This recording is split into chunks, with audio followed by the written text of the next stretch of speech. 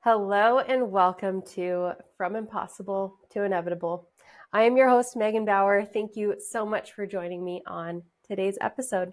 This is episode 114, and I am so excited to share with you a book that I just recently finished. It is called Get It Done by Ayelet Fishbach. As always, I'll have a link to it in the show notes if you're interested in it. This was such a good read. And I kind of picked it up kind of randomly. I just kind of picked it up at Barnes & Noble one day. And I have loved this book. It is a behavioral science book. So there are tons of studies that are noted and tons of scientific evidence and things like that. If that bores you, I'm sorry, but I feel like it was really engaging. It wasn't like, reading a science article. I don't know. It was a really engaging book, but there is a lot of science and a lot of study on motivation. I didn't realize before reading this book that motivation is actually a thing that people study, like how to best, like motivation best practices, right? I didn't realize that was a thing.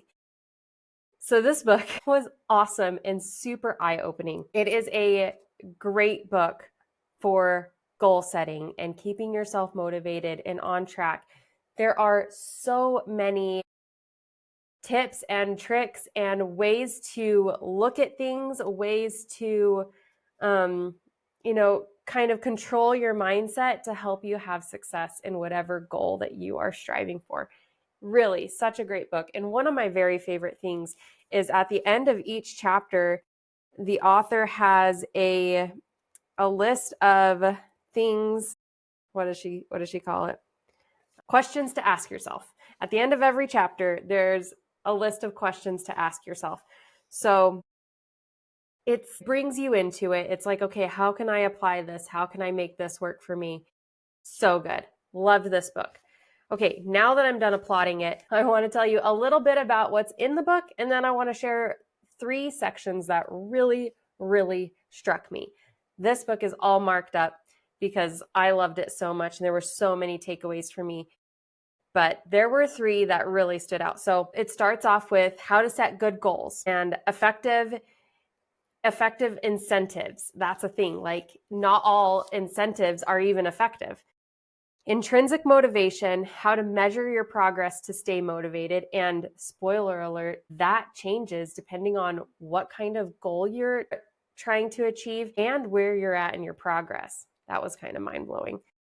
Negative feedback, juggling multiple goals, self-control, patience, and pursuing goals with others. So that is kind of a broad umbrella of what was in this book. So good. So good. Okay, so the 3 that really struck me was a chapter on intrinsic motivation, the one on negative feedback, and then the one on self-control. Even though the one on intrinsic motivation is first, I'm going to do that one last because that one was so exciting. Okay, so I want to start with negative feedback. And in this context, it's more of like, what didn't work? So we're trying to reach this goal. We're trying to achieve this thing. And this negative feedback are these things that didn't work. We tried it didn't work out. And this is such an interesting perspective. She said, as it turns out, hidden failures hide superior information. Failures often provide better and richer information on how to succeed than successes do. Let me unpack that a little bit because it's just like, what? How does that? You want to know the right way to do something, right? When you're making chocolate chip cookies, you don't want to know all the ways it didn't work. You want to know the one way to do it that works. However, when you're achieving something that's not as straightforward as chocolate chip cookies, and you're trying to figure out your path, you're trying to figure out your way, and you keep hitting like all of these stumbling blocks, they're providing you information. And so she talks about like when we get things wrong, that information tends to be really unique from one person to the next. So one person who starts a business is going to make different mistakes than another person who starts a business. Just like if I were to have both of my kids make chocolate chip cookies, one of them is going to make different mistakes than the other, right? So she says, whenever mistakes, failures, or negative information are more diverse, there's more for us to learn. If, when we fail in a unique way, each of us will have a unique contribution to make when we exchange information about our failures. The trick is that we tend to be so closed off about our failures, right? We don't want to talk about the things that didn't work. We don't want to talk about all of that. But that's where the rich information is. And in order to kind of shift your mindset, she talks about making the goal as you are going to achieve something, like have that mindset as you are learning. You are trying to figure out the best way. So even when you stumble, even when you fail, you're still learning. You're still in progress. You're still in process. It's not over. You've just learned things that don't work. And so you get to keep going. It's just information. It's just feedback. You don't have to make it mean anything about yourself. You don't have to personalize it. You don't have to take it home. You just get to learn from it. Okay, moving on. Self-control. This one was a really interesting one to me as well, because I often see self-control as making myself do something or not do something, as the case may be. I apologize. I have a bit of a dry throat, so I just got over a cold, but we're doing this today. We are. So this was a really interesting thing because you only utilize self-control when you recognize that something is a temptation to begin with. So when something's a temptation, it conflicts with your goals, or like the goals that you are trying to pursue, or it doesn't align with who you are. And these temptations can be really tricky because we don't always see them as such. She talks about, let's see, where is it at? So she talks about being able to exercise self-control is a bit of a two-step process. It is one, detecting that the temptation isn't trivial, because most temptations aren't explicitly announced and have negligible impact if indulged in moderation. So she gives this example of one beer won't make you an alcoholic, taking office supplies for personal use just once won't make you a thief, and the one time you left your wet towel on the floor of the bathroom didn't destroy your relationship. In moderation, each of these is totally acceptable, harmless behavior. The problem is in accumulation. The problem is in accumulation. Think about that for a second. So these temptations, these things that come up that, we don't do the thing that we should do the one time, but if we don't do it over and over and over again, then we just don't do it. Or if we indulge in that temptation the one time, but then we make that one time the next day and the one time the next day and the one time, then we just indulge in that temptation. She said, given that grabbing a beer with friends will make a lovely night, while binging on a lot of beer might ruin a lovely night, at what point do you identify having another glass of beer as a temptation? So obviously, where alcohol is involved, you're throwing off your ability to judge correctly. But this falls in line truthfully, no matter what we're talking about. It's having another bowl of ice cream, if it's whatever it is. I've talked before that like I used to love to have soda every single day, and it became this thing where I actually my body wanted it, I craved it, I needed it, and I was like, wait, I don't like that. I don't like that. I don't want soda to be just like this treat, this thing that I do that just yay, let's just have a soda. That sounds fun. That sounds good. I don't want this to be this need in my life that I start going crazy and I can't not think about it. And so if I start to have, if I have a soda 3 days in a row, I'm kind of like, wait a second, we're starting to accumulate here. And so it's time to back off. And because I don't want to enter into that habit of continuous daily soda drinking, not that there's a problem with it. If that's how you want to live, that's how you want to live. It's fine. I don't care. I just don't want that craving. I don't like that feeling in my body. So The problem is in accumulation. So one of the things that she talks about in order to kind of combat this is multiplying whatever the choice is. So if I go to have a soda today and I'm like, okay, I'm going to have a soda today, but what if I made this choice 100 days in a row? Then you start to notice, okay, this is a potentially destructive habit. This is actually a temptation. And depending on what the habit is and what the temptation is and whatever, right? Like use your own judgment as just an example. But on the other flip side, like if you're pursuing a goal like, daily exercise or whatever it is, you're like, okay, if I make this choice 100 days in a row, like how great does that feel? And you're like, yeah, that I'd be a boss then. Like that'd be amazing to make that choice 100 days in a row. And so then you can use your self-control that way. You're like, well, that's the choice that I want to make. This is how I want to feel. So let's just start today and I'll exercise my self-control in that direction. So the problem is that a single instance will probably have no consequences for your long-term prosperity, which makes it hard to see as a temptation to be avoided. So if you can multiply it, you'll be able to actually grasp the scope of it. You'll be able to be like, okay, if I continue to make this choice over and over and over and over and over again, what does that look like? What does that feel like? And sometimes when you're tempted to not do something that you actually truly want to do, or you're tempted to do something that you don't actually want to do, you'll notice how that feels in your body and you'll be like, okay, this actually has a big impact. This one choice today multiplied makes a big impact. Okay, I loved this section on self-control. Clearly, I could just talk about it forever. Intrinsic motivation. I loved this chapter because it demystified for me a little bit my morning routine that I was finally able to establish. And because I have been looking at this, remember, or if you haven't heard this episode on my morning routine, really go listen to it. But I have been trying for over a decade to establish an early morning habit. And I've never been able to manage it. I've never been able to do it. I accomplished it last year and I'm still going strong and it's still so life-giving. But this demystified a little bit for why that worked for me.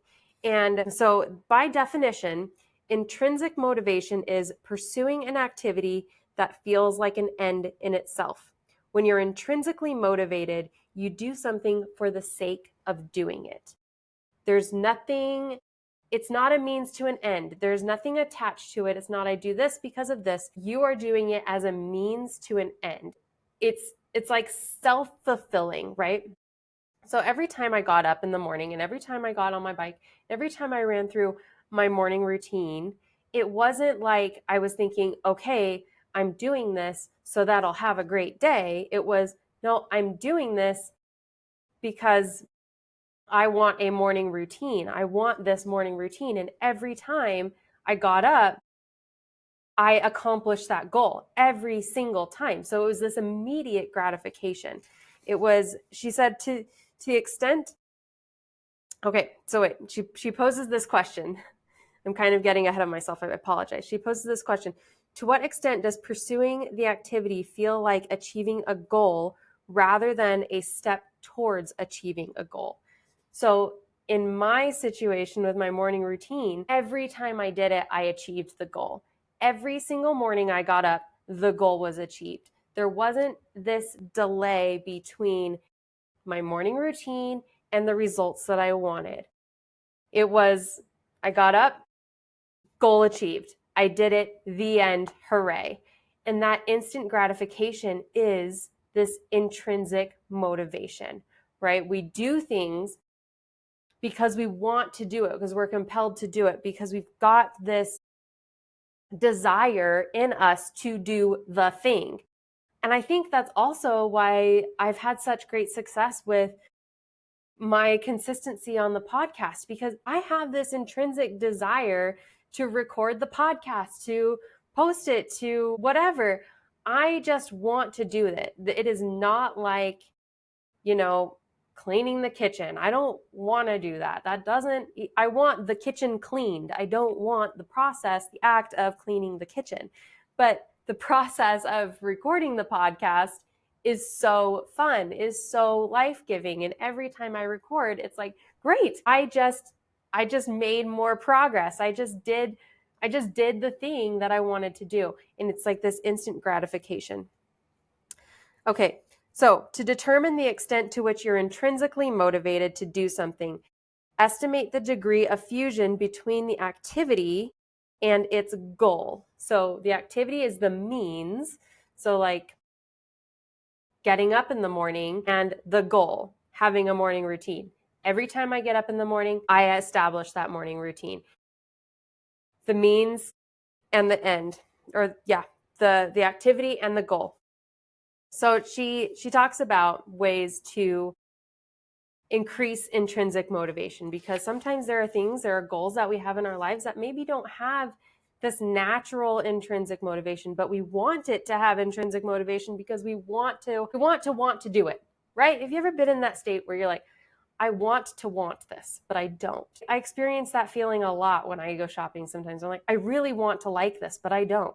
I want to do this, but I don't want to. So we can help ourselves want to do it. Isn't that such a funny thing that like we want to do something, but first we have to want to do it? Because anyways, I think that's funny. Okay, so she talks about the shorter the time between doing the activity and reaching your goal, the more intrinsically motivated it will feel. So she gives you 3 ways to make a boring or difficult activity more intrinsically motivating. And there's a theme to this that you will find very fast. So the first strategy is to make it fun. My sweet daughter yesterday, she is 5. Yesterday we were like, okay, please, go shower. When you're done showering, go brush your hair, brush your teeth, get ready for bed. Okay, like let's just do it. Just focus, get it done. And she hates showering first, but in this situation, she had to shower first. She had to shower before her sister. And so she just got in and she's like, okay, I'm going to dance my way through the shower. Great, just do it. Just get it done. And then she danced her way through the shower and she's like, I made the shower so much fun because I just danced through it.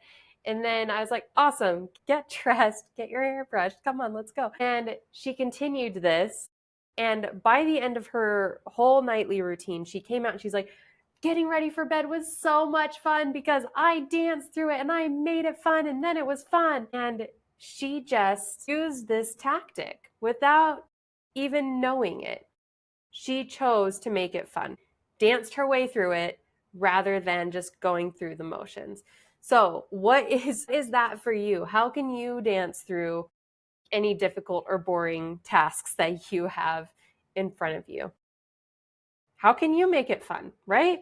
That might require some creativity, but you got it. I believe in you. Okay, the second strategy is to find a fun path. So when I started my morning routine and I knew that exercise was going to be the first 20 minutes of it, I was looking for a mode of exercise that I would be able to engage in with the least amount of resistance, right? And for me, I was like, okay, I can ride my bike for 20 minutes. I can work up a sweat doing that. I can feel good that it's exercise and I don't hate it. And so I kind of just naturally, because I was looking for something sustainable, I kind of just naturally went for the most fun path towards achieving that goal.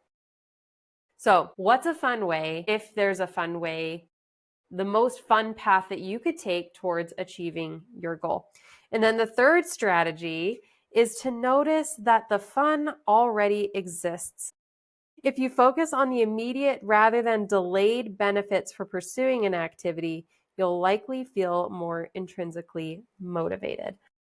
So, is there fun that's already there that you can just focus on? Like, I don't know. So, they give an example about encouraging high school students in their math homework and telling them to listen to music and eat snacks and use colored pens and have this whole fun environment to create I guess this is more of like the make it fun, but noticing that it doesn't have to be so cut and dry, to give yourself some enjoyment in the process.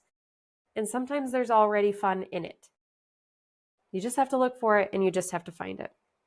Here's kind of this caveat. So, not everything requires intrinsic motivation. Some things, for sure, like if you can make something more intrinsically motivating, that will make the process, that will make the journey more fun and easier. But she says, when going through a painful but relatively short experience, worry less about increasing your intrinsic motivation and more about just getting it done and moving on. That's kind of how I feel about with like nighttime routine stuff. Just get it done so that we can move on.